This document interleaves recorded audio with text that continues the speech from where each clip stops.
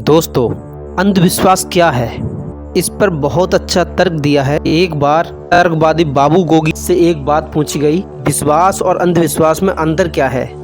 तो उन्होंने क्या जवाब दिया है? उन्होंने बोला है, अगर किसी रिवाज को बिना तर्क किए अमल में ले लिया जाता है तो उसी को हम अंधविश्वास का नाम देते हैं। इस वीडियो में हम जानेंगे भारतीय संस्कृति में बहुत से ऐसे अंधविश्वास हैं जो कि अभी चले आ रहे हैं। हमारे पूर्वजों ने हमारी संस्कृति को लेकर और हमारे जीवन यापन को लेकर कुछ ऐसे नियम बनाए थे जो कि हमारे साइंटिफिकली हमारे लिए वो फायदेमंद थे, लेकिन आज के दौर में वही नियम एक अंधविश्वास का रूप ले लिए हैं। फैक्ट नंबर 1, पीपल के पेड़ के नीचे सोने से भूत आ जाते हैं। वहाँ पीपल के पेड़ के नीचे नहीं सोना चाहिए, ये आपने सुना होगा गाँव में। इसके पीछे की साइंस क्या है? हमारे पूर्वज जानते थे जो सूरज की रोशनी होती है और कार्बन डाइऑक्साइड होती है, उसका पेड़ से क्या संबंध है, इसलिए वो मना करते थे कि रात को पेड़ के नज़दीक नहीं सोना चाहिए, क्योंकि वो रात को कार्बन डाइऑक्साइड रिलीज करते हैं और दोपहर को ऑक्सीजन रिलीज करते हैं। लेकिन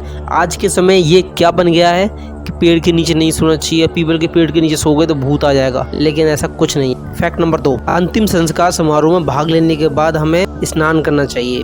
अगर नहीं किया तो हमारे पीछे भूत लग जाएंगे या फिर हमारा डरावने सपने आएंगे, ऐसा कुछ। लेकिन इसके पीछे का साइंस क्या है? हमारे पूर्वजों ने ये एक नियम बनाया था। पहले क्या होता था, जो हेपेटाइटिस या चेचक और जो अन्य घातक जो रोग थे उनके लिए कोई टीकाकरण नहीं था, तो इसको लेकर उन्होंने इससे बचने के लिए ऐसे नियम बनाए थे। अगर ऐसे दाह संस्कार में से या फिर किसी के अंतिम संस्कार में से लौट के आए तो नहाना जरूरी है, क्योंकि इन रोगों से बचा जाए। फैक्ट नंबर 3, बहुत से लोग बोलते हैं कि रात को नाखून नहीं काटने चाहिए। इसके पीछे साइंटिफिक लॉजिक क्या था? इसके पीछे लॉजिक था, पहले क्या होता था, लाइटिंग का कोई साधन नहीं था। पहले क्या होता था, मिट्टी का तेल या साल वगैरह जलाया करते थे, तो उस टाइम पर रोशनी के पर्याप्त साधन नहीं थे, इसलिए वो इस चीज़ के लिए मना करते थे कि अगर आप रात को नाखून काटेंगे तो आपके लिए नुकसानदायक हो सकता है। लेकिन ये एक अंधविश्वास बन गया है।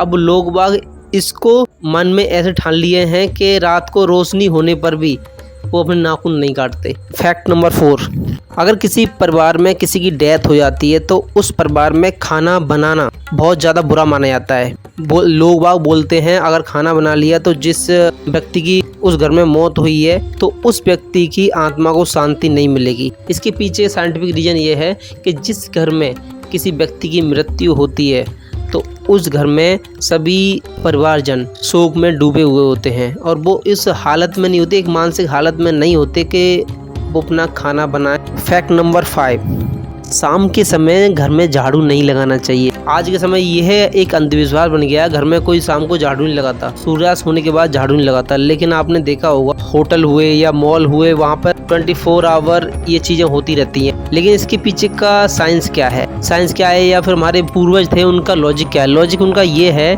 कि पहले वो रोशनी का पर्याप्त साधन नहीं थे। सामान अगर रात को कहीं ज़मीन पर गिर जाता है तो अगर वो झाड़ू लगा देते हैं तो उसके खोने के चांसेस ज़्यादा हो रहते हैं, तो इसलिए उन्होंने इस चीज़ नियम बनाए थे कि शाम को झाड़ू मत लगाइए, सुबह लगाइए। तो लेकिन अब क्या हो गया है, घर में अब ये एक अंधविश्वास बन गया है। लोगों के दिमाग में ये हो गया है कि अगर मैंने झाड़ू लगा दी तो हमारे घर की जो लक्ष्मी है बाहर चली जाएगी, लेकिन ऐसा कुछ नहीं है। अगर वीडियो पसंद आए तो चैनल को सब्सक्राइब कीजिए, लाइक कीजिए और शेयर कीजिए इसे, जिससे कि लोग समझ सकें कि हम जो बातें मानते हैं या अभी ये जो फॉलो करते हैं उसके पीछे का कारण क्या है। धन्यवाद।